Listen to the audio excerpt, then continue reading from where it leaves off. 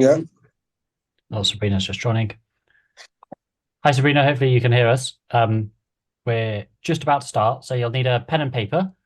Um, Sorry, oh, Sabrina is my secretary's name. I apologize. My name, no.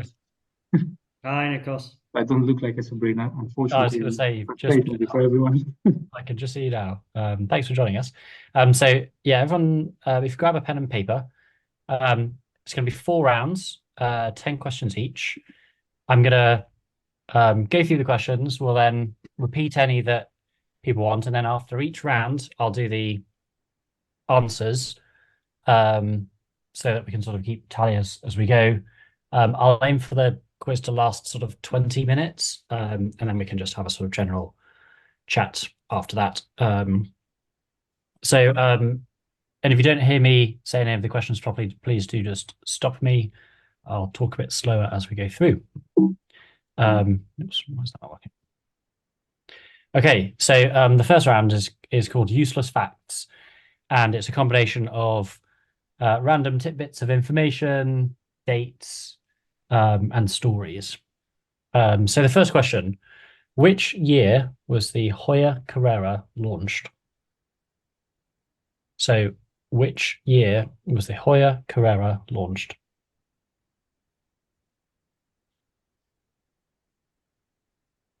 I'm going to give you sort of 10 or 15 seconds on each question. Okay, so the second question, which decade was the Breitling Premier introduced? So which decade was the Breitling Premier introduced? I like the way you've gone straight for deep historical questions. Yeah, I've mixed it up as well. So some of the questions are grouped together. No warm up, just straight into Oh it. yeah, Just yeah, absolutely. there you go. I also end the quiz with the hardest question. So question 3. What type of calculator was added to the Breitling Premier shortly after launch? So what type of calculator was added to the Premier shortly after launch? So it's a type of calculator that was very common on watches from this manufacturer during the decades after the Breitling Premier was introduced. Okay, next round of questions. So, what was the first regular production pilot's watch? So, which was the first regular production pilot's watch? So, by regular production, we mean you could go and buy it in a shop, not necessarily a one-off piece.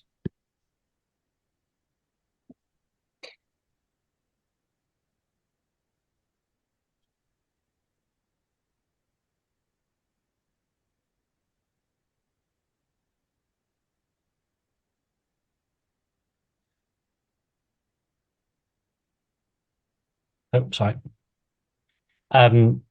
Which British watch brand is named after a French farmer? So, which British watch brand is named after a French farmer?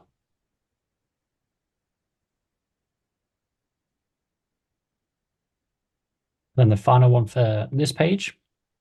What was the name of the first commercially available quartz wristwatch, which was made by Seiko in 1969? So the name of the first commercially available quartz wristwatch. It was made by Seiko and released in 1969.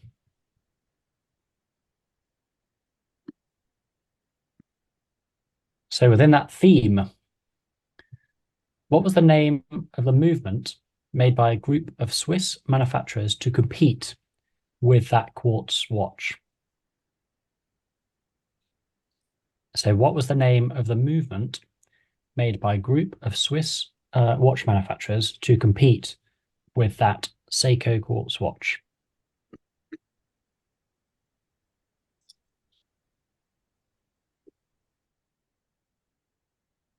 Next question.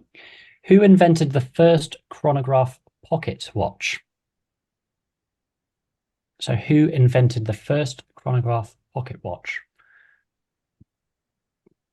To give you an extra little helping hand, the fact base for the answer to this question was established in 2012. Prior to 2012, it was generally believed that somebody else invented the first chronograph pocket watch. Okay, final question on this page. How much did the Patek Philippe Nautilus 5711, the Tiffany 170th anniversary model, sell for when it was auctioned for charity? So this was the only model that was available to the person with the deepest pockets. And when it initially sold, the buyer actually didn't pick it up, so it went to the second highest bidder, who paid the full price. So how much did that Patek Philippe Nautilus Tiffany dial sell for at auction when it was auctioned this year? Okay, and then final question. What does MB and F stand for? So what does MB and F stand for?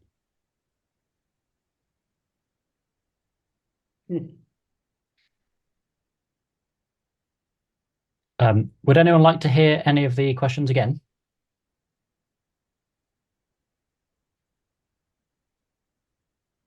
No? Cool. Good. All good. Okay. Right, I will. I've actually just listed all the answers, so you can mark your own homework, but I'll read through them quickly. So, question number one. I can't even. What was the question? 1963 was the answer. Let's just go back up. The Hoya Carrera launched in 1963. 1965. Oh, that very close. I couldn't have answered that without checking it. Although, when I was trying to work out how to get to the answer, I was reminded that Tag Heuer have been advertising the Carrera a lot this year because it's its 60th anniversary year. Wow. So the second question: which decade was the Breitling Premier introduced? It was the 1940s. Mhm. I think we could quibble that, but I'll give you it Why would you say we could quibble it? because I think I've got one from the 1930s. That would be that would be so frustrating. I used our blog, which said it was released in the 1940s. Well, I know, but we should probably check. Well, we'll give you, if anyone's put 1930s, you can have the mark as well. So the calculator that was added to those Premier models around the time of launch was the slide rule, which is a really complicated calendar that allows you to perform calculations using your wristwatch. So pilots would use it to calculate things like speed and distance traveled. So then moving on, but staying in the theme, the first question number 4, the first commercially available pilot's watch was the Cartier Santos Dumas. Dumont. Dumas, you're right. Yep.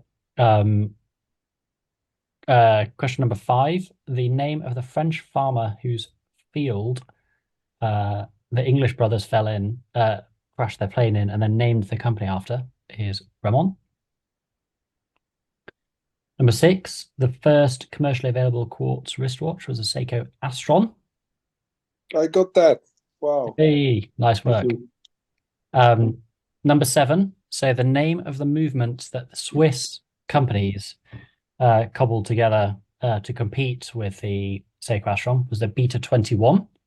It was a disaster. It was really expensive. It was very thick and heavy and very battery hungry. They made a slightly better Beta 22 a few years later, which was not very much more successful. So question number 8, the question was, who invented the first chronograph pocket watch? And it was Louis Moinet. But you can have half a point if you put Nicholas Musek, who up until 2012 was widely credited with that invention. Question number 9 was, how much was the Patek Philippe Tiffany edition auctioned for? And it's $6.5 million. I got I got 6. Is there any left You in can this? you can have a Right. half point for 6. That was very close. Okay. And then number 10, MBNF stands for Max Buser and Friends. Cool. Okay, well, the next round, slightly easier. Not all of them easier. So the easiest logos I've made hard to identify. But it's logos. So there are 10 logos that I've only taken a bit of. So some of them very difficult, some of them very easy. It's simply 1 point per logo. So I'll give you about 15 to 20 seconds on each logo. And again, we can go back and check them at the end. So which brand does this segment of this logo belong to?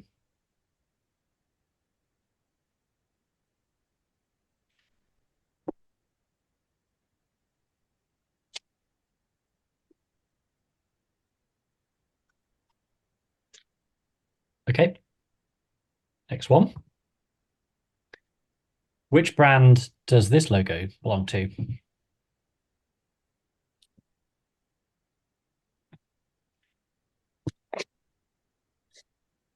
Okay, number 3. How about this one?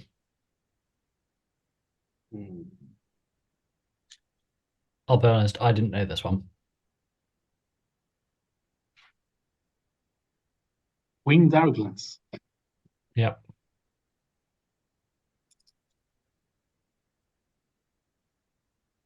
You'll kick yourself when you see it. Okay, number 4. Hopefully an easy one.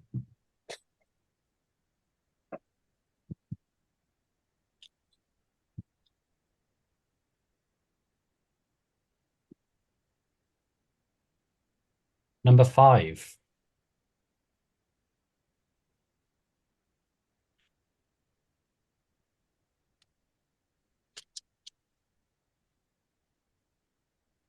Okay then.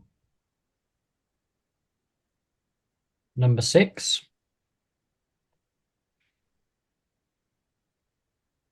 It's interesting. When you look at this bit of this logo, I think it looks like it's on a slant. Yeah. Really oddly rendered, isn't it? Okay. Number 7.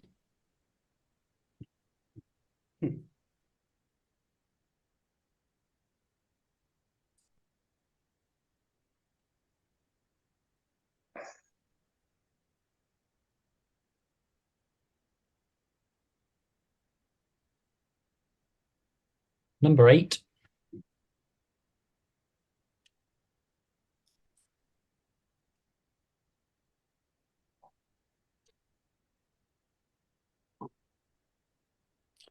Number 9 is coming up.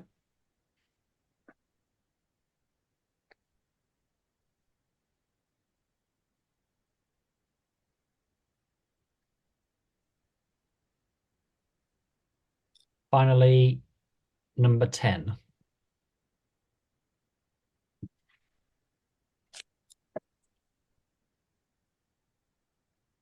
Okay, so would anyone like to see any of the numbers again? Number 1, please. Yeah, I struggled with this one. Yeah, what's that? This is the hardest. This I is have I have a Say again, Brata? I have a secret tip, secret guess on this one. Okay, I think I'm hopefully very close. cool. Any other numbers anyone wants to revisit? 3. Number 3.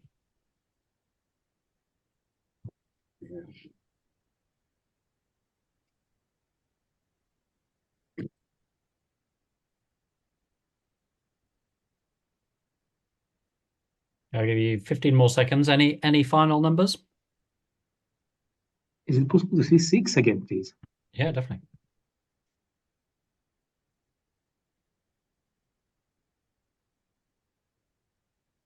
If that's off their PNG, that's very strange. It is, yeah. Thank Yeah. you. Cool. It's a bit of an optical illusion, that picture. Yeah. It's if I'd expanded it a little bit more, it would have been a dead giveaway as to what it Yeah. what it is. But yeah, it's a really odd it's a really odd image. Okay. Is everyone happy for me to read through the answers? Yeah. I'm excited. This one was interesting. So I completely forgot. I should have actually put the full logos on. So sorry for any disappointment. I will Google them afterwards to show them. But number one was Swatch. Oh, okay. Changed my mind on number one. Oh, I had Victorinox. Yeah, I had Victorinox. Yeah, I very. put Swatch down first and then the second and then changed it. So I'll go through them as we go, so you can just see what they are. So Swatch, Oh, Tag Heuer, Longines, Yeah. Yeah. Rolex, Audemars Piguet, Yeah. Breguet, Okay. Okay. Hamilton. hmm Apparently, this is an H, not just a weird star thing. oh. Bulova, Zenith, and Omega.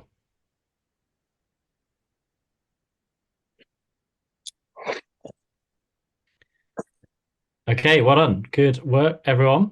So Good challenge, that one. we've got another pictorial round coming up. I've Should gone we do really. scores on the doors now or after the third round? Build a bit We'll of do tension. we'll do them after the third round, I think, because this one will this people could catch up for this one. Yeah, so I've done that. Okay, so this round is called Dials for Days, and you get half a mark each for the brand and the range of watch. So I don't need the specific model number, but let's say there was let's say we came up against the a Bremont watch. I'd want you to name Bremont the brand and then the range of watch, which might be the broadsword or the Alt One or the Fury. But I don't need to know any more details than that. So just the brand and the range of the watch that this particular model comes from. So this is the first one. I'll give you 15 seconds.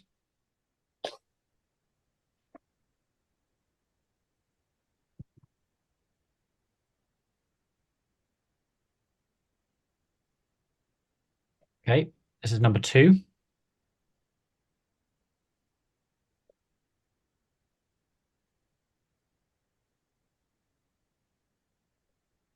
What I'll say is the first five questions are taken from the top right-hand corner of the face, and the second five are taken from the bottom right-hand corner. Just mixing it up. Yeah. I'm gonna see some 4:30 date windows. You'll see one, I think. Yeah. Okay, next one.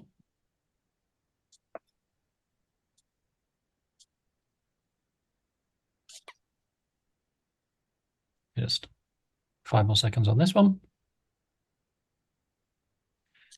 Okay, number four. So this was a difficult one to do.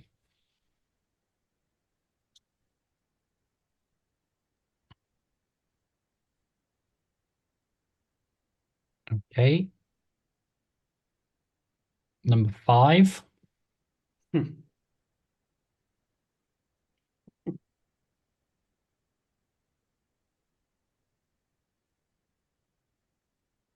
So just a reminder, we want the brand and the range. So if there was a Casio here, it would be Casio and G-Shock. Okay, number six. So we're now going to switch to the bottom right-hand corner.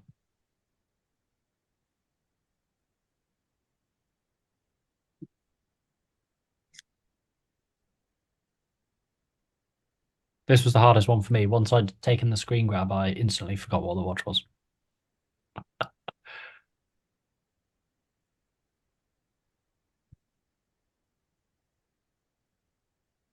Okay, 7's coming up.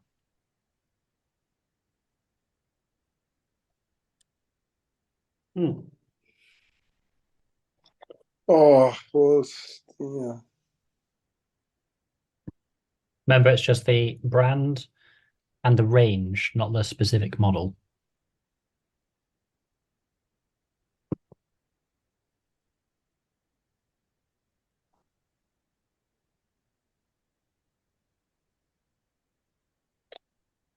This is number 8.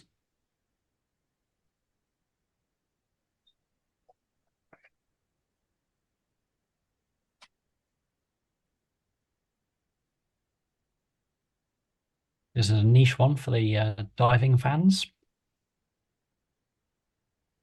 The next one, if anyone follows us on Instagram, should have seen this a few times.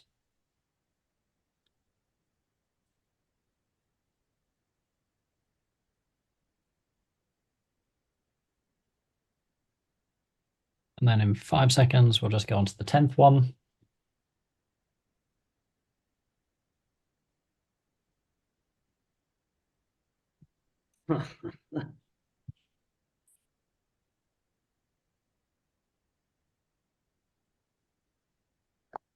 Tell you what, I think there's going to be a bit of demand to bring the old Quizmaster back. Yeah, people will. We couldn't have people getting consistently above 30.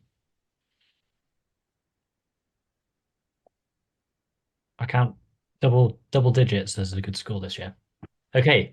Would anyone like to see any of those 10 again? Yeah.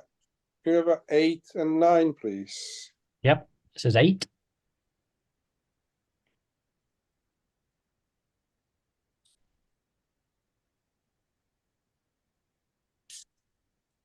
And 9.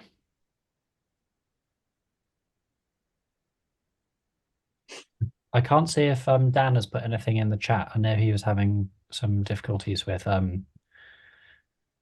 his microphone. Can you see the chat, Hamish? Yeah, no, there's nothing else there. Okay, good. Not yet. Oops, sorry. Any other numbers that anyone would like to see?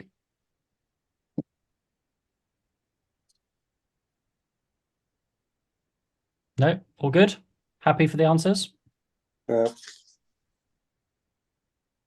Yep. Cool. I'm going on the answers. Ready?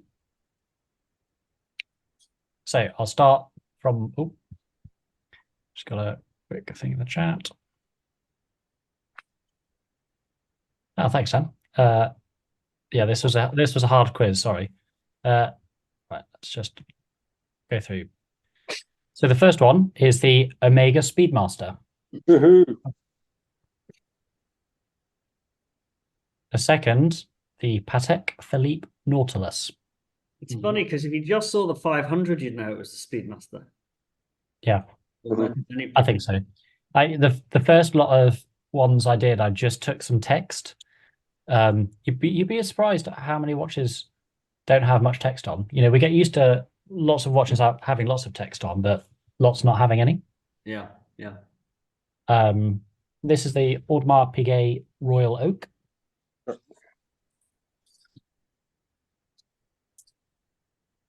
This is the Rolex Submariner. Oh, I put seed weather. Is that happened to me? I thought this would be tricky because you can obviously see it says Rolex around the inside, but they make so many similar-esque diving watches that, and particularly the new Yachtmaster looks very similar to this. I mean, is that off the render? Yeah, Yeah. from their website. So the deep sea would be thicker bezel, right? Thicker bezel, and the glass looks thicker as well. Even on the render. Yeah. Yeah. I mean, the bezel's definitely bigger. But remember, you get half a mark. So if you got Rolex, you still got half a mark on this. Yeah. Okay, this is the Jaeger-LeCoultre Reverso. yes. Yep. This is the Cartier Santos. Oh, close. I found this one. I found that one really difficult. How many non-round Cartiers are there? Like 4. I think that's the problem. Yeah, true. But only one has got a blue hand. Ah, well, there you go. Yep. And it's only the Santos that's got the Minutes. yeah, Railroad, yeah. railroad. That's it. No, you can get tanks with them on, can't you?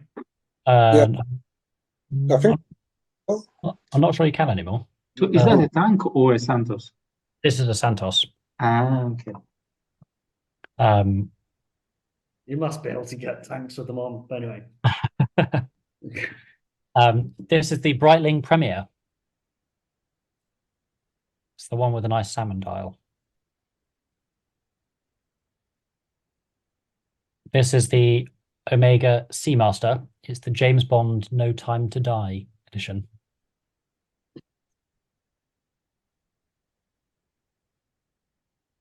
This is the Tag Heuer Carrera. And it's the Barbie pink version that Ryan Gosling wore to the Barbie premiere. And this is an Oris Aquis, the only watch that uses recycled plastic to make the dials, and each one is totally different. Cool. So should we do a very quick tally of scores, see how people are getting on? Has anyone got more than 10 points yet? Yeah. Yeah.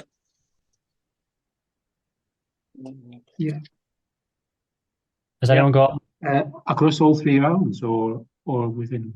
across all 3 rounds? Yeah. Oh, yeah, sure, yeah. So is anyone above 20? Yeah. Yeah, I got 20. Cool.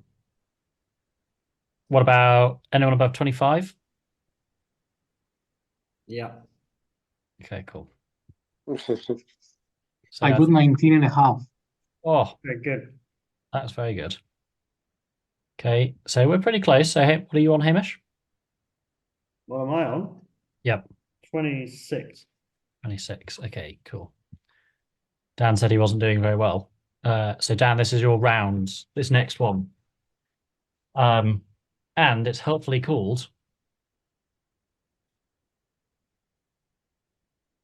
what's the name of the complication that?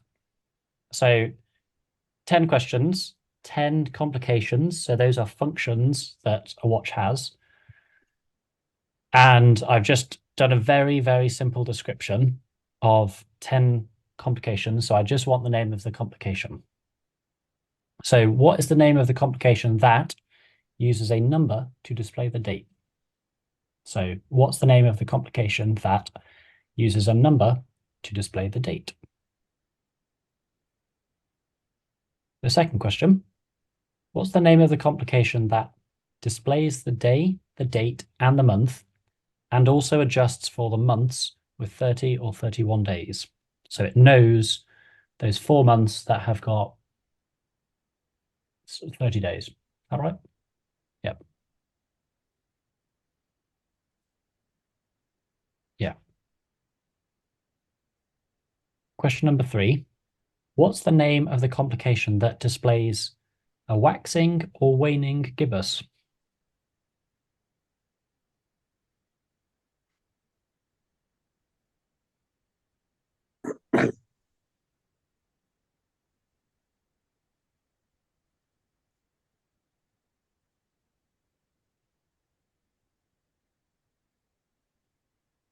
Okay, question number 4.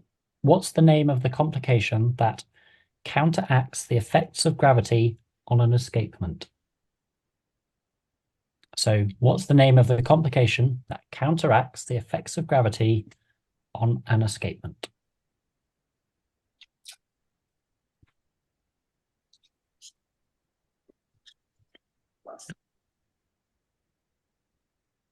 Okay. Question number 5. What's the name of the complication that measures elapsed time, like a stopwatch? So what's the name of the complication that measures elapsed time like a stopwatch?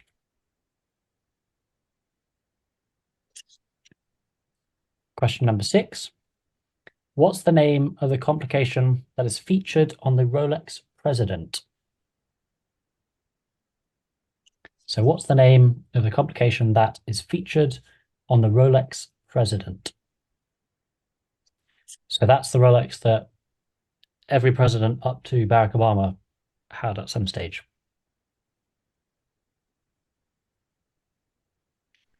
What's the name of the complication that can be used to read the time in 24 time zones at the same time?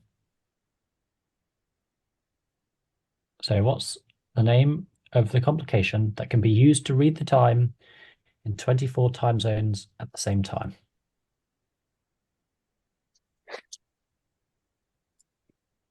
Final one on this page. What's the name of the complication that displays the day, the date, the month, the moon phase, and the year, and adjusts for the 29th of February in each leap year? So what's the name of the complication that displays the day, the date, the month, the moon phase, and the year, and adjusts for the 29th of February automatically in leap years?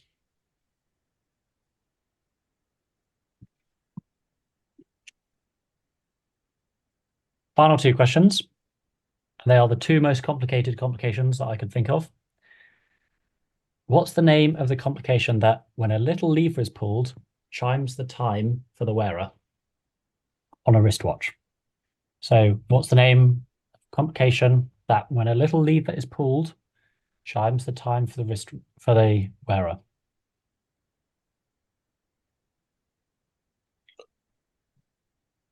And then the final and hardest question. What's the name of the complication that displays the difference between apparent solar time and mean solar time? So apparent solar time is determined by the position of the sun. So like with a sundial, that's very accurate time. And then mean solar time is an average of the sun's movement and is basically determined by a clock or a watch. So when we read time, we read mean solar time, but true time is called apparent solar time. So what's the name of the complication that displays the difference between those two?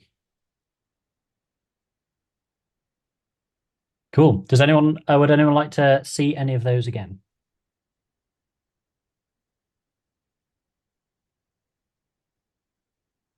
Nope.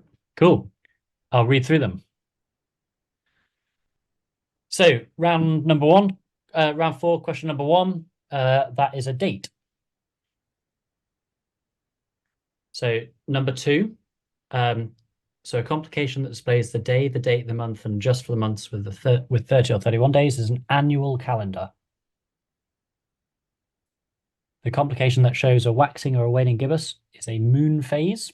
So it shows all the phases of the moon, but waxing and waning are growing and shrinking. A tourbillon is the answer to number 4. So tourbillon counteracts the effects of gravity on an escapement. They're not really that useful anymore because modern watch is such high quality that the effects of gravity are pretty negligible. A chronograph measures elapsed time like a stopwatch. Number 6, the day date is featured on the Rolex President. A world time can be used to read the time in 24 time zones at the same time. And a perpetual calendar, number 8, displays the day, date, month, moon phase, and year, and adjusts for the 29th of February in leap years. Number 9 is a minute repeater. So when you pull the little lever on a minute repeater, it will chime the time for you. And did anyone get number 10? I believe that's equation of time. It's equation of time. Yes, correct. Very good. So I'll just put those on the screen so you can read through and double check.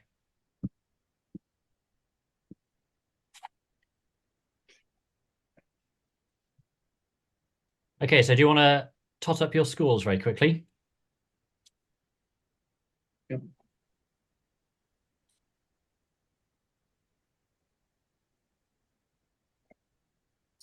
Okay, do you want to shout them out? 28.5. Oh, that's a very good score.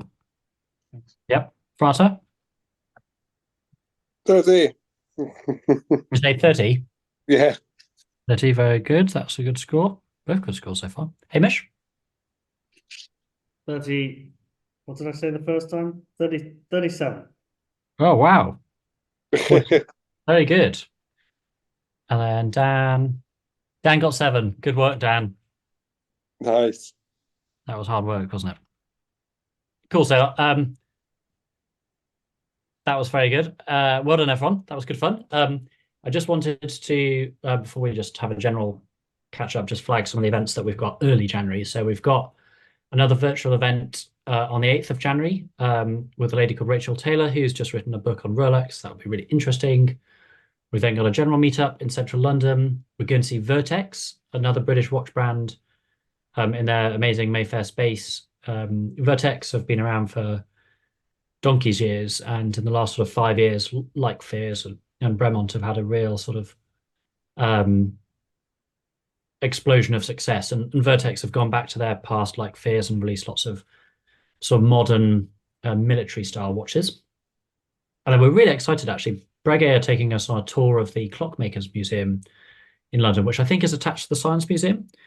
So Stuart, who is the manager of the flagship Breguet store in London, will be running that tour for us. And then also actually through the rest of January and the start of Feb, we've got a brunch, we've got a watches and cars event, we've got a bigger trip to the Science Museum, and we'll be going back to visit Bremont's wing factory, which is absolutely fantastic for those of you that haven't done it. So I'll stop sharing there. How did you find?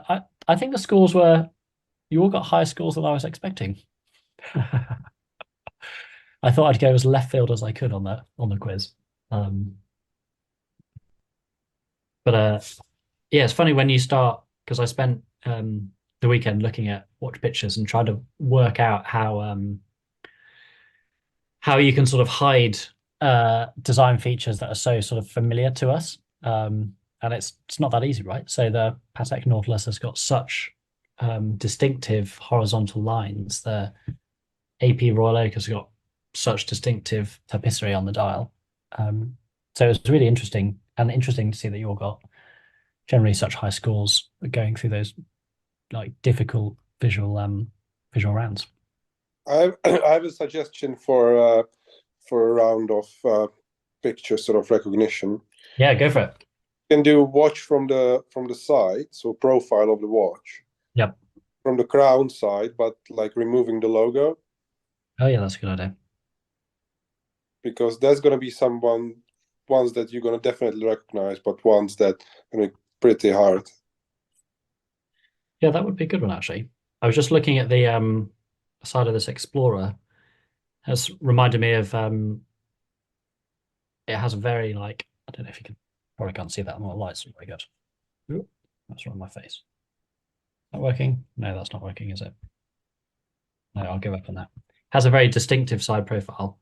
But I think if you took away the crown, although I guess you would just flip it around to the other side if it didn't. I mean, the Oyster case is the most distinctive case profile in pretty much the whole of watchmaking because it's been so consistent for so long. But yeah, there's definitely a lot of probably harder ones. We do a summer quiz, so maybe I'll try that for the summer quiz round. I've just been reflecting upon my favorite watch of the year. Does anyone have a favorite watch they've seen this year? Oh. What 2023 kind of issue? Yeah, 23. Either 23 issue or sort of became popular in 23.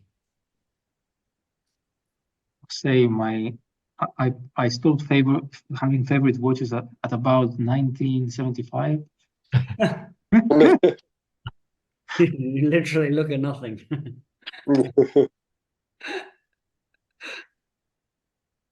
Yeah, I've had lots of conversations with people. This has been a year where it feels like every week there's another 10 watches that get released that are, just a slightly different color from the previous model, or it's a a millimeter bigger or a millimeter smaller.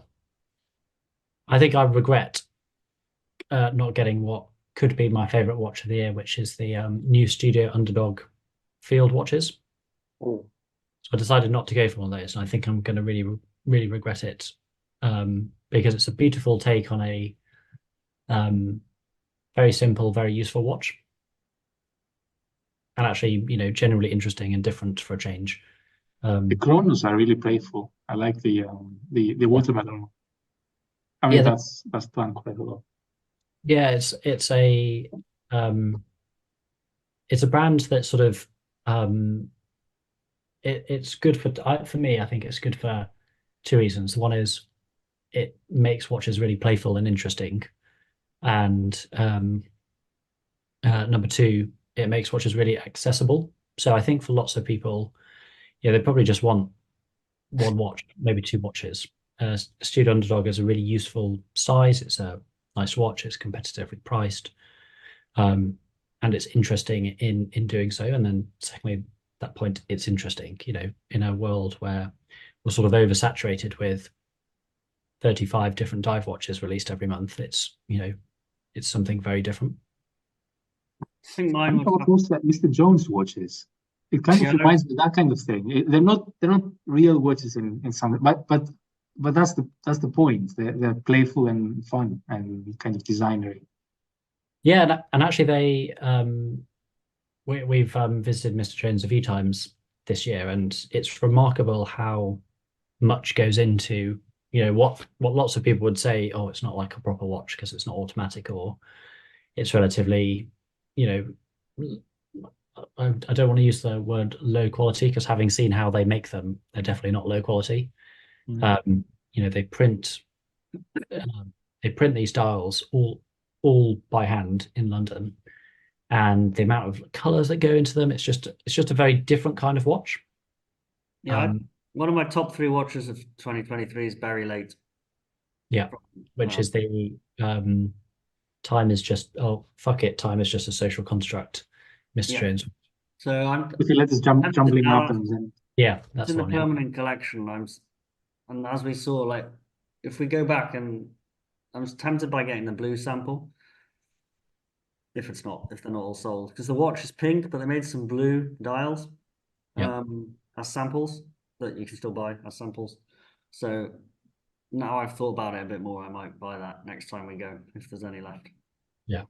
Or I could just bug them and go to the workshop and buy one, because they're very kind like that.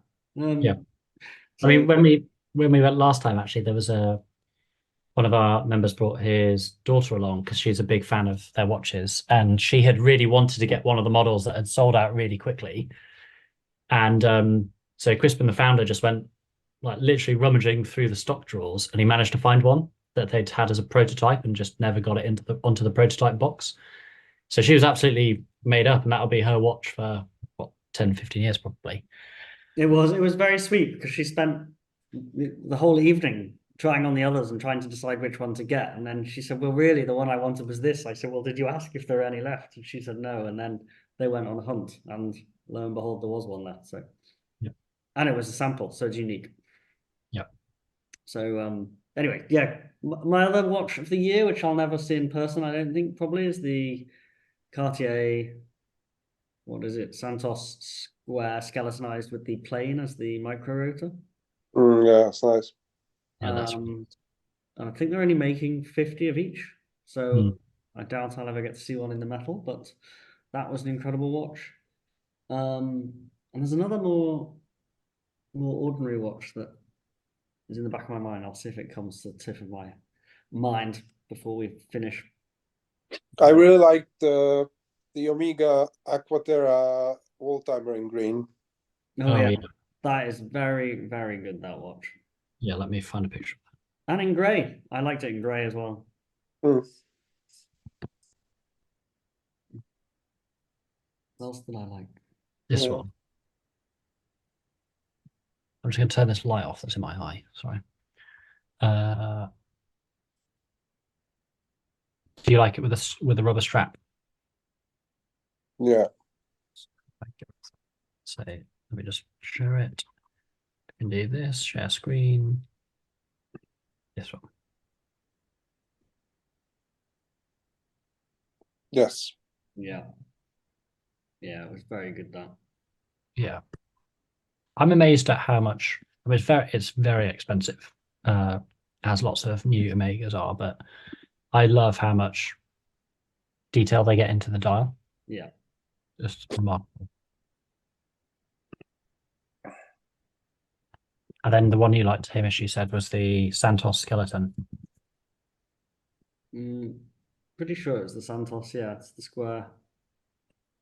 And it's the one with the plane. Yeah.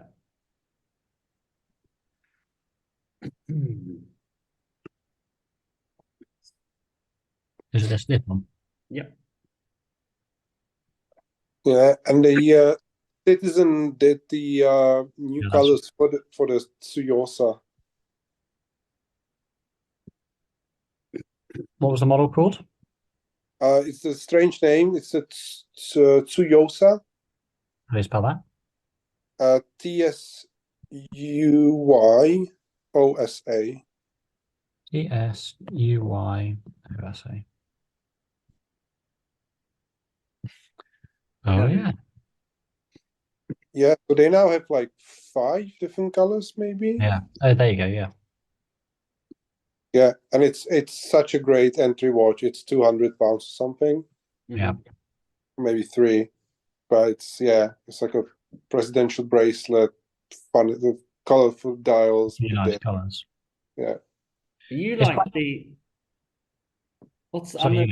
recent Seiko Chrono? What was that called? Not yeah, that one. Yeah. That's that one. The Speed timer. Yeah, That's really. that's the one at that price. Yeah. It's phenomenally well proportioned, that watch. The competition in this sort of sub kind of £800 bracket now is really interesting, isn't it? You know, if you're buying one watch and you want to spend less than £1,000, you've gone from having not very much choice to suddenly having probably 50 or 60 different really, really, really high quality options. Yeah, I think the value for money continues to increase every year. I think the competition from micro brands has improved the quality of the huge brands like Seiko and Citizen. Yeah. And that can only continue and be a good thing. Yeah. What was the 12 from Christopher Ward or also this year's release? Yeah. Yeah.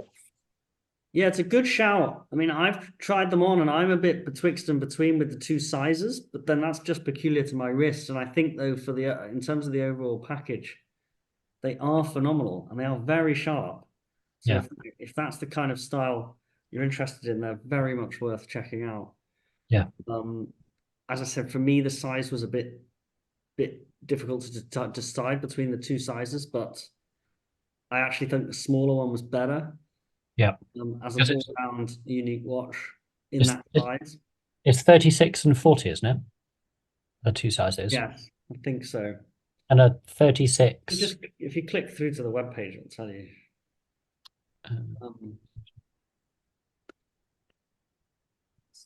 Yeah, Yes. 40 and 36. Yeah. Yeah. So, yeah. Yeah. Sorry. I mean, Christopher Ward don't have any stores, so you kind of have to buy it and send it back, but it is worth doing in a lot of ways. So where did you try them on, Hamish? At Red Bar Global. Yeah. Yeah. And the other one is this amazing new gold Baltic they've made. I mean, that is absolutely fantastic. Yeah, I want to go and see that. That's another place to pop into. They have a showroom in Marylebone in London, if for those who don't know. But yeah, it looks like it could be very, very good, that black and Yeah. I mean, yeah, absolutely. Is it actual gold? No. Gold PVD. What's gold PVD, do you reckon? Nice and affordable coating. I like the micro rotor in these. Oh, yeah, and they wear really nicely, and actually, when you get them on your wrist, they feel they're very comfortable, and they look. I mean, they look like they're worth, but at least five or six times what they cost. It's a nice looking movement. I mean, Chinese, Yeah. but what's wrong with that? Well, That might be heretic, but no, I think that's a really good point. We got to see Atelier Wen, which is a Chinese. Oh, it's a French brand that kind of proudly celebrates Chinese craftsmanship. So they don't shy away from the fact that they're made in China, and they kind of they aim to remind people that you know, in the short term, in our short history, then China's been where people have gone to have really low quality things made at high volumes. But in the past, then China was known for exceptional craftsmanship, and there's still exceptional craftsmanship there. So their dial, the Atelier Wen watches, I'll just show you, are relatively low cost, and they spend all the money on having the dials guillocheted by the kind of only master guillocheist in China. And they are, I mean, really lovely to. I was really surprised when I tried one on last week just how interesting they were. So they've done that classic thing of ripping off a very popular case shape. But if I were to just show you, it's going to be on these over rendered websites, isn't it? Let's do watches. Yeah. So they've got this kind of very the case shape is obviously reminiscent of a few popular designs, but the dial and the bracelet both absolutely fantastic. They do them in a variety of colors. I mean, this grey that they do is absolutely fantastic. And it's hand engine turned. Yeah. Yeah. 10 to 12 hours. And really, remarkably beautiful and so crisply finished in real life. And the bracelets are absolutely stunning, really comfortable, fit any kind of wrist. The watches are a lovely size. It's just real kind of nice celebration of the quality of Chinese craftsmanship when it's allowed to be kind of done at low volumes.